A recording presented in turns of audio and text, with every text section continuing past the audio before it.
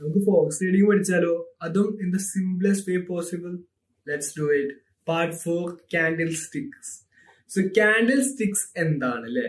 നിങ്ങൾ കേട്ടിട്ടുണ്ടാവും. നിങ്ങൾ ട്രേഡിങ്ങിലോട്ട് വരുമ്പോ തന്നെ നിങ്ങൾക്ക് കാണാൻ പറ്റുന്ന ഒരു സംഭവമാണ് അല്ലെ.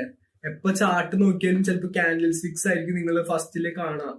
സോ കാൻഡിൽ സ്റ്റിക്സ് ആദ്യം കാണുമ്പോ എനിക്കൊന്നും മനസ്സിലായിണ്ടാവുന്നില്ല കേട്ടോ. എനിക്ക് ആദ്യം കണ്ടപ്പോ ഒന്നും മനസ്സിലായിണ്ടാവുന്നില്ല. എന്റെ അമ്മ ഇത് കാണുമ്പോ ECGന്റെ ചാർട്ടാണോ എന്നൊക്കെ ചോദിക്കും കേട്ടോ.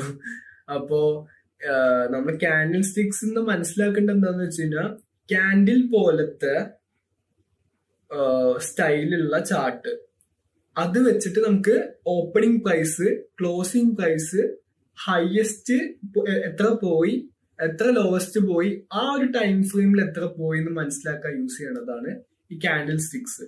സോ കാൻഡിൽ സ്റ്റിക്കിനെ പറ്റിയിട്ട് നമുക്ക് സ്ക്രീനിൽ നോക്കിയിട്ട് തന്നെ ഞാൻ പറഞ്ഞുതരാം. അത് ഇച്ചിരി